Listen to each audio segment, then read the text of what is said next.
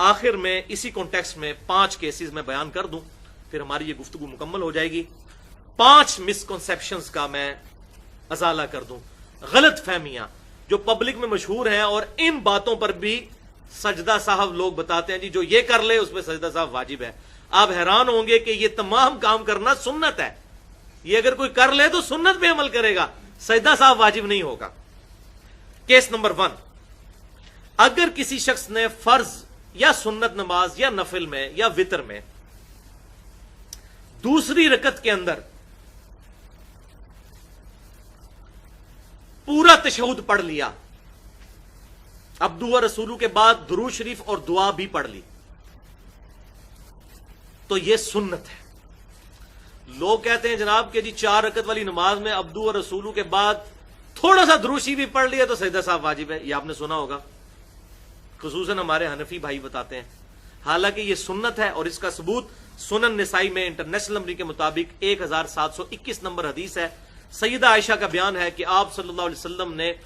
9 رکعت وتر ایک سلام سے پڑھے، اور آپ صلی اللہ علیہ وسلم جب گھر پہ نفلی نماز پڑھتے تھے عموماً اونچی آواز سے پڑھتے تھے تاکہ امہات المومنین اس سے سیکھ بھی لیں اور امت کو سکھائیں۔ تو سیدہ عائشہ کہتی ہیں آپ صلی اللہ علیہ وسلم 8ویں 9 رکعت وتر میں 8ویں رکعت میں بیٹھے، آپ نے تشہد پڑھا، اس کے بعد درود شریف اور اس کے بعد دعا پڑھی، اور پھر آپ صلی اللہ علیہ وسلم 9ویں رکعت کے لیے کھڑے ہوئے،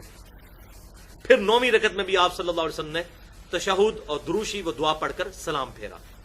تو اس حدیث سے یہ بات پتہ چلی کہ درمیان والے جو تشہد ہیں آخری تشہد سے پہلے، ان میں اگر کوئی درود شریف یا دعا پڑھ لے تو سجدہ صاحب واجب نہیں ہوتا بلکہ یہ سنت ہے۔ اب اس سے یہ بات پتہ چل گئی، اکثر لوگ پوچھتے ہیں جی امام کے پیچھے اگر غلطی، اکثر لوگ یہ کہہ بھی رہے ہوتے ہیں علماء، جی امام کے پیچھے غلطی ہو جائے نا تو سجدہ صاحب کی کوئی ضرورت نہیں، امام کور کر لیتا ہے۔ وہ غلطی یہی والی بتا رہے ہوتے ہیں کہ کسی بیچارے نے دوسری رکعت میں عبدہ رسول کے بعد درود شریف پڑھ لیا ہوتا ہے اور امام صاحب سے آگے پوچھ رہا ہوتا ہے کہ جی وہ مجھ سے غلطی سے ہو گیا، سجدہ صاحب واجب ہوا، کہتے نہیں امام کے پیچھے خیر ہے۔ او بھائی یہ تو سنت ہے، تو یہ لہذا مسئلہ کلیئر ہو گیا، امام کے پیچھے میرا چیلنج ہے کوئی ایسی غلطی نہیں ہوتی کہ جس سے سجدہ صاحب واجب ہوتا ہو۔ اگر کسی نے فاتحہ نہیں پڑھی تو اس کی تو نماز ہی نہیں ہوئی، اب اس نے کون سا ایسا کام کیا ہے؟ اگر امام کے پیچھے ہے، فاتحہ کے بعد اگر سورت ملانی تھی وہ تو امام کے پیچھے نہیں ملانی ہوتی، وہ امام کی قرات مقتدی کے لیے کافی ہے فاتحہ کے بعد والی۔ تو یہ کون سا ایسا مسئلہ ہے؟ وہ یہ ایک مسئلہ تھا درود شریف سے بغض رکھنے والا، یہ مسئلہ تھا کہ امام کے پیچھے کوئی دوسری رکعت میں درود شریف ملا لے تو اب اس کو سجدہ صاحب کی ضرورت نہیں کیونکہ وہ امام کے پیچھے ہے۔ کوئی ایسا مسئلہ نہیں جس میں آپ امام کے پیچھے کوئی ایسی غلطی کریں کہ جس کے بعد آپ پہ سجدہ صاحب واجب ہو، کوئی ایسے ہے ہی نہیں ہے۔ یہی ایک تھیوریٹیکل کیس تھا جو ویسے ہی اپنی موت خود مر گیا، وہ تو سنت ہے اگر کوئی درود شریف ملاتا ہے الحمدللہ۔ کیس نمبر 2، فرض کی آخری 2 رکعتوں میں اگر کسی نے سورت ملا لی، سورت الفاتحہ کے بعد سورت پڑھ لی تو سنت ہے، سجدہ صاحب واجب نہیں ہوگا۔ صحیح بخاری اور صحیح مسلم کی متفق علیہ حدیث ہے، بخاری میں 776، مسلم میں 1013 اور 1014 کہ آپ صلی اللہ علیہ وسلم فرض کی آخری 2 رکعتوں میں بعض اوقات سورت ملا لیتے تھے اور بعض اوقات نہیں بھی ملاتے تھے۔ بہرحال اس مسئلے میں الحمدللہ جو فقہ حنفی کے لوگ ہیں ان کے نزدیک بھی یہی مسئلہ ہے، وہ یہ کہتے ہیں کہ اگر تیسری اور چوتھی رکعت میں کوئی سورت ملا لے تو اس پہ سجدہ صاحب واجب نہیں، لیکن وہ ظلم یہ کہتے ہیں، وہ کہتے ہیں یہ کرنا غلط ہے،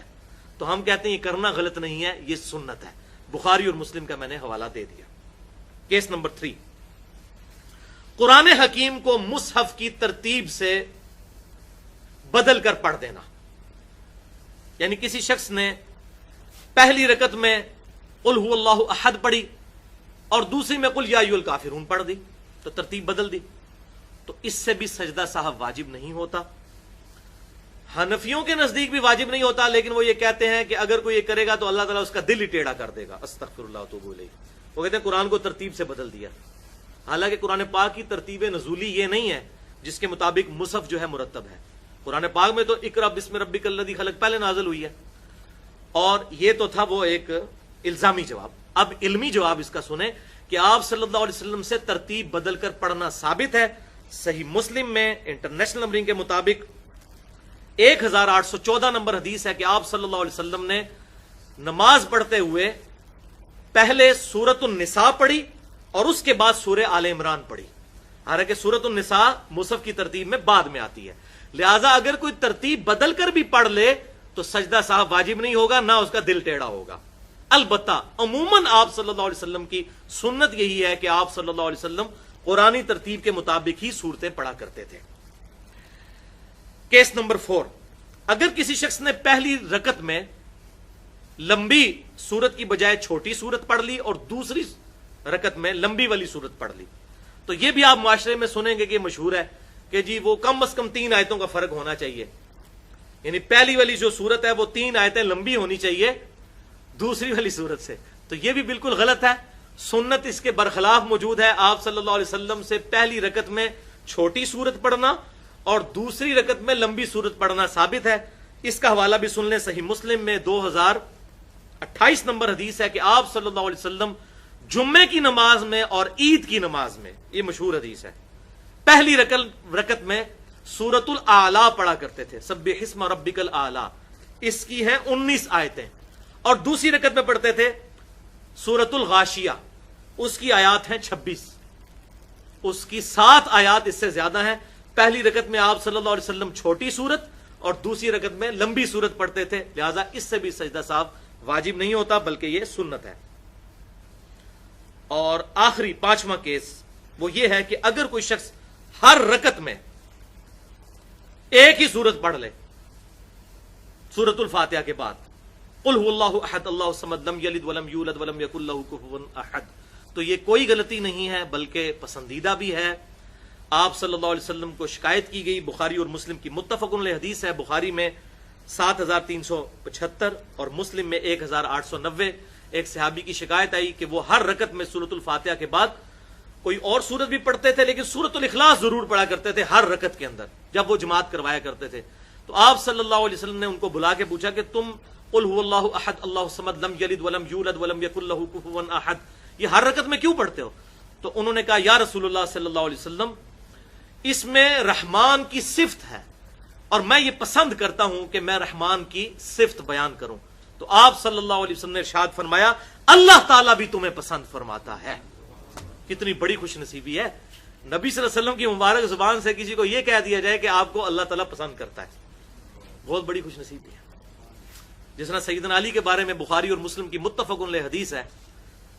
کہ نبی صلی اللہ علیہ وسلم نے فرمایا کل میں اس شخص کے ہاتھ میں جھنڈا دوں گا جس سے اللہ اور اس کا رسول محبت کرتے ہیں، اللہ اور اس کا رسول اس سے محبت کرتے ہیں اور وہ اللہ اور اس کے رسول سے محبت کرتا ہے۔ تو صحابہ کہتے ہیں ہمیں پوری رات نیند نہیں آئی کہ یہ کون خوش نصیب ہے کہ جس سے اللہ اور اس کا رسول بھی محبت کرتے ہیں۔ اللہ اور اس کے رسول سے تو ہم سب بھی محبت کرتے ہیں کسی نہ کسی درجے میں، اور پھر اس محبت کو بھی انڈورس کرنا اور اس سے بڑھ کر یہ کہ اللہ اور اس کا رسول بھی اس سے محبت کرتے ہیں۔ تو صحابہ کہتے ہیں ہمیں پوری رات نیند نہیں آئی کہ وہ خوش نصیب کون ہوگا، اور صبح نبی صلی اللہ علیہ وسلم نے سیدنا علی کو بلا کر وہ جھنڈا دیا۔ اور مسلم کے الفاظ آگے یہ ہیں کہ سیدنا عمر کہتے ہیں کہ میں پوری زندگی رشک کروں گا علی پر کہ وہ جھنڈا مجھے نہیں نبی صلی اللہ علیہ وسلم نے دیا، علی کو دیا۔ یہ مسلم شریف میں ہے لیکن کوئی سنی عالم بیان نہیں کرتا، پتہ ہی نہیں سنیوں کی تو وہ کنویں کے مینڈک ہے نا، اپنی روایتیں پڑھی ہوئی ہیں، اور وہ جھوٹی اور من گھڑت حدیث بیان کرتے ہیں کہ سیدنا ابوبکر صدیق رضی اللہ تعالیٰ عنہ کے بارے میں حضرت عمر نے کہا کہ مجھے غار ثور کی ایک رات کی نیکی دے دیں اور مجھ سے پوری زندگی کی نیکیاں لے لیں۔ یہ جھوٹی حدیث ہے، ضعیف نہیں ہے، جھوٹی ہے، سنن بہیقی میں۔ اس کو شیخ البانی نے بھی کہا کہ یہ جھوٹی حدیث ہے، شیخ زبیر علی زئی صاحب نے بھی کہا جھوٹی حدیث ہے۔ اب آخر میں یہ بات کر دوں کہ بعض لوگوں کو نماز میں اکثر شک پڑ جاتا ہے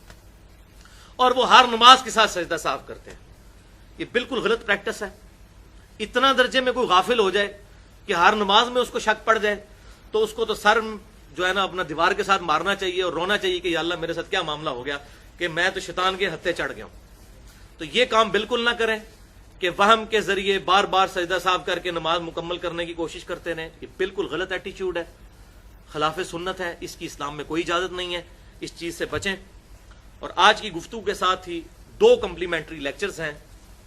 وہ اگر ٹائم ملے تو ضرور سنیں۔ مسئلہ نمبر 70A، مکمل نماز محمدی صلی اللہ علیہ وسلم ود پریکٹیکل، 3.25 گھنٹے کی گفتگو جس میں آخری 45 منٹ میں نے پریکٹیکل پوری نماز کر کے ڈیمانسٹریٹ کی ہے پڑھ کے۔ اور دوسرا لیکچر مسئلہ نمبر 70B، اسی کا B پارٹ 2.25 گھنٹے کی گفتگو ہے، رفع الیدین سے متعلق فرقہ وارانہ نظریات کا تحقیقی جائزہ۔ اللہ تعالیٰ سے دعا ہے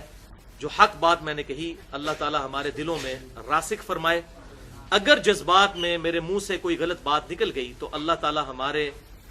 دلوں سے محو کر دیں. ہمیں کتاب و سنت کی تعلیمات پر عمل کر کے دوسرے بھائیوں تک پہنچانے کی توفیق عطا فرمائے. سبحانک اللہم و بحمدک اشہد ان لا الہ الا انت استغفرک و اتوب الیک وما علینا الا البلاغ المبین.